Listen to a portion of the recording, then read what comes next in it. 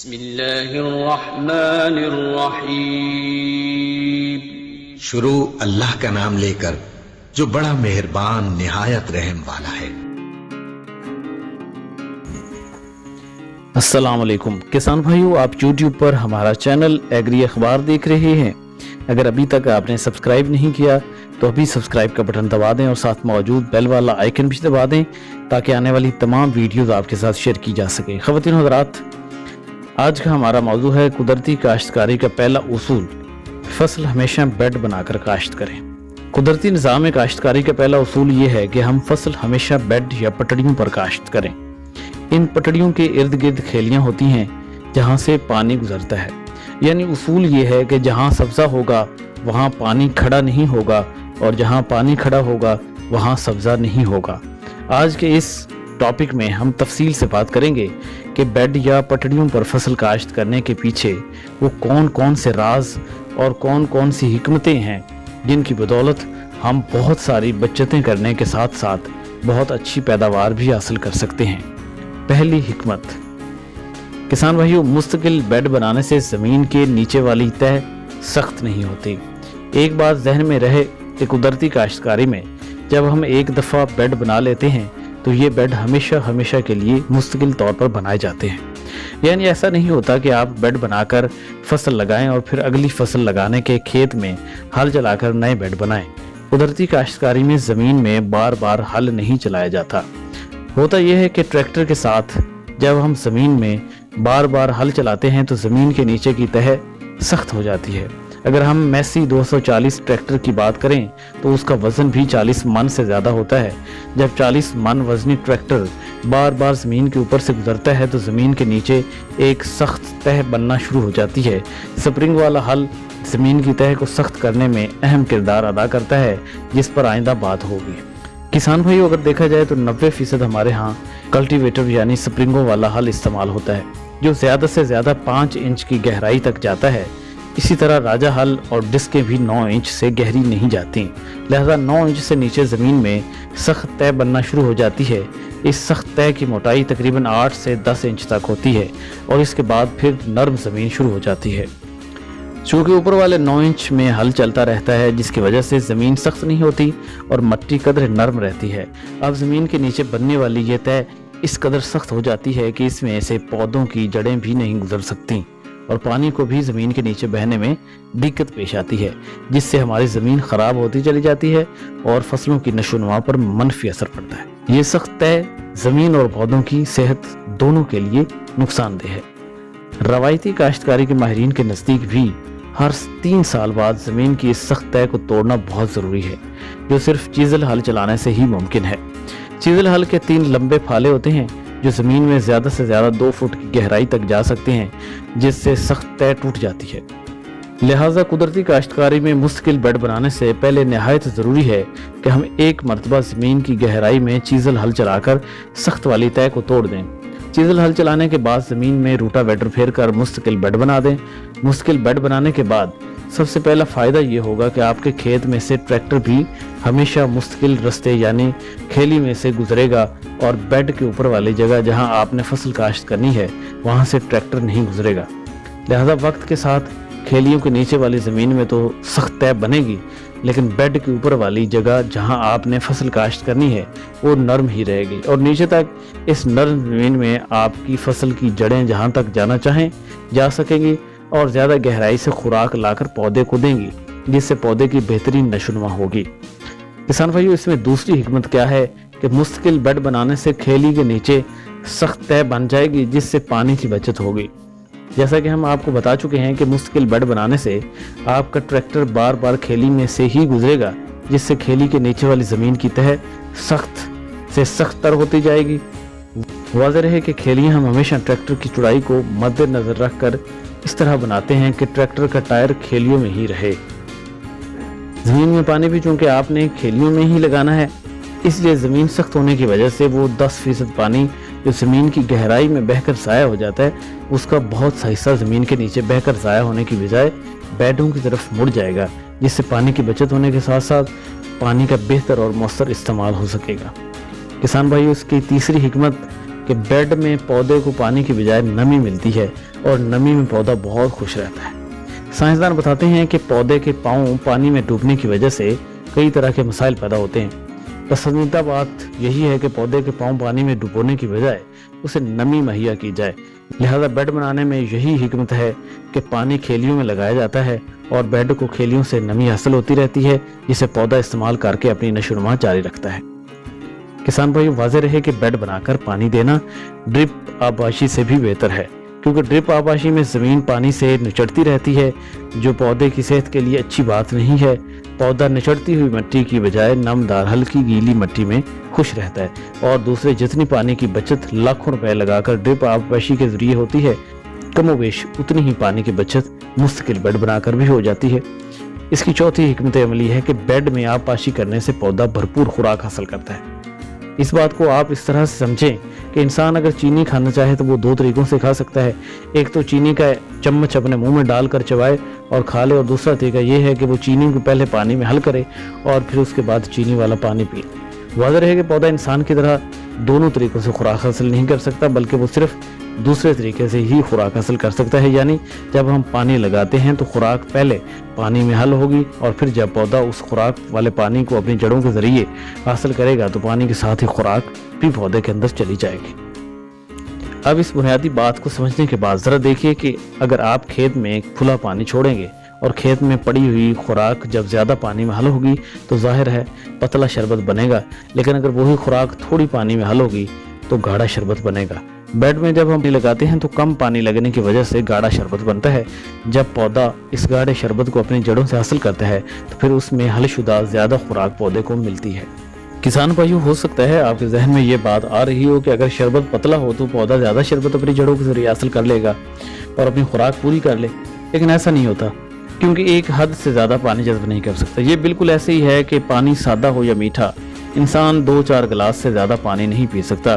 پودوں کے ساتھ بھی بالکل یہی معاملہ ہے، کیونکہ پودے کی جڑیں دو طرح کی ہوتی ہیں، ایک وہ جو موٹی ہوتی ہیں اور دوسری وہ جو بالکل بال کی طرح باریک ہوتی ہیں۔ موٹی جڑیں پودے کو زمین میں مضبوطی کے ساتھ گاڑے رکھنے کے لیے ہوتی ہیں، جبکہ بال کی طرح باریک جڑوں کے ذریعے پودا زمین سے پانی اور دیگر غذائی اجزاء جذب کرتا ہے۔ اور پودا کتنا پانی جذب کرے گا یہ بات نہ ہمارے اختیار میں ہے اور نہ ہی پودے کے اپنے اختیار میں ہے، بلکہ 3 چیزیں ہیں جو پودے کے پانی جذب کرنے میں فیصلہ کن کردار ادا کرتی ہیں۔ پہلی چیز یہ ہے کہ پودے کے پتے کتنے چوڑے ہیں اور اس کی چھتری کا پھیلاؤ کتنا ہے، دوسری چیز یہ ہے کہ ہوا میں نمی کتنی ہے، اور تیسری یہ کہ ہوا کا درجہ حرارت کتنا ہے۔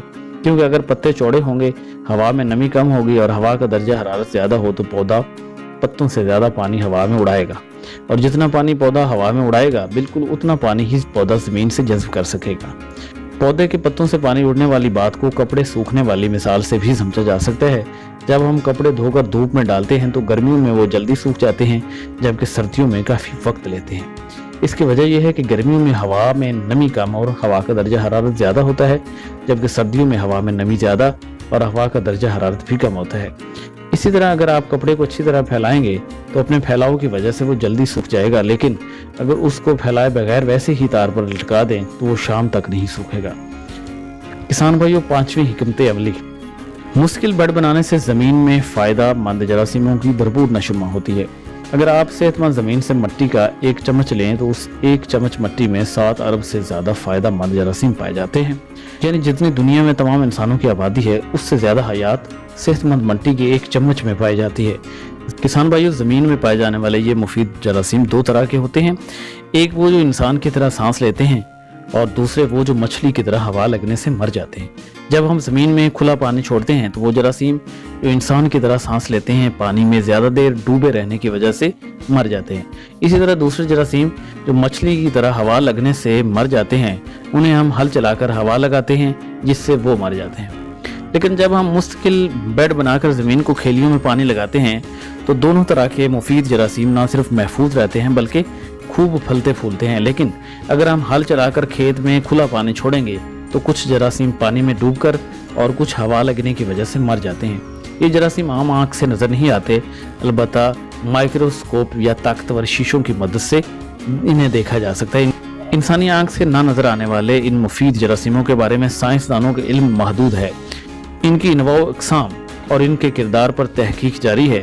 ये जरासीम ना जाने कौन से ग़िज़ाई अज्जा तैयार करके पौधों को देते हैं, जिससे पौधा सरसब्ज शादाब नजर आता है और भरपूर पैदावार देता है।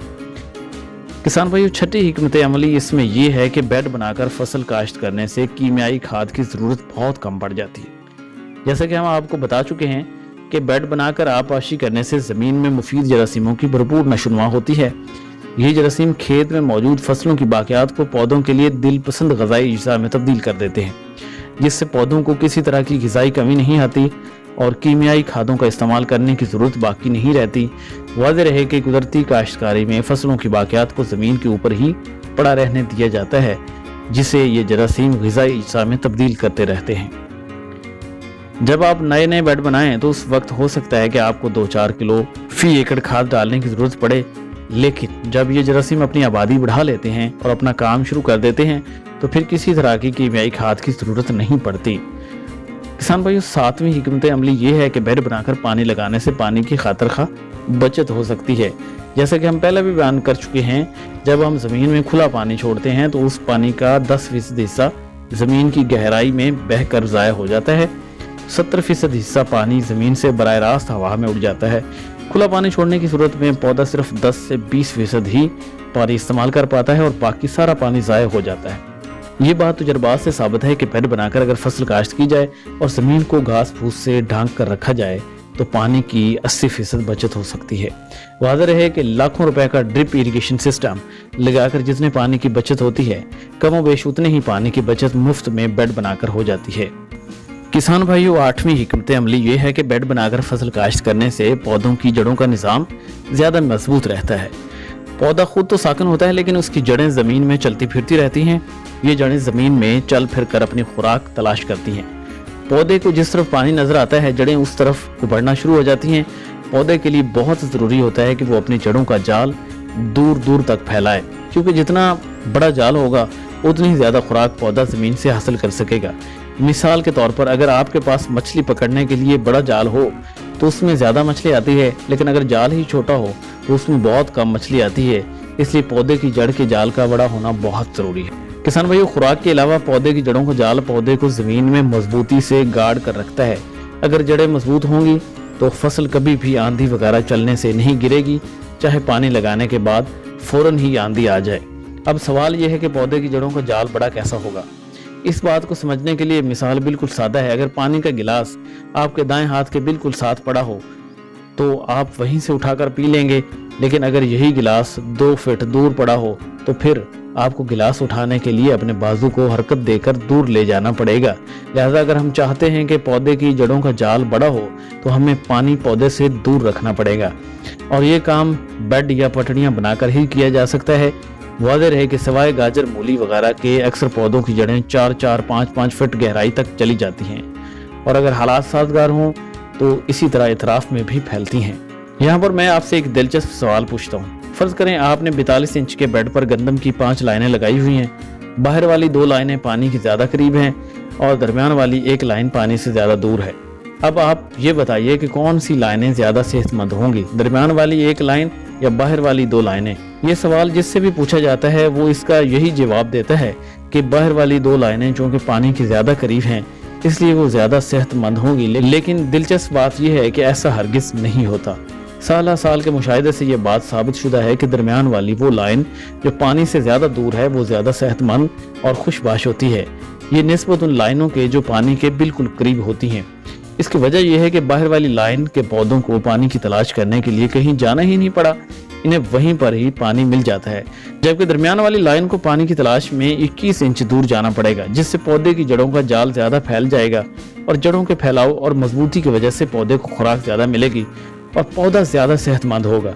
दरमियान वाली लाइन का सिट्टा भी पहले निकलेगा, इसका सिट्टा लंबा भी होगा और पौधा भी खुशहाल होगा। किसान भाइयों, 9वीं हिकमत अमली ये है कि बेड बनाकर आप पाशी करने से आपकी ज़मीन कलर ज़दा नहीं होती। एक बात जहन में रहे कि कोई पानी ऐसा नहीं है जिसमें नमकियात नहीं होते, बल्कि नहरी पानी में भी नमकियात की मिकदार 500 से 1000 ppm तक होती है। नंगी ज़मीन पर पानी खुला छोड़ने की सूरत में 70% पानी खेत से बराह रास्त हवा में उड़ जाता है।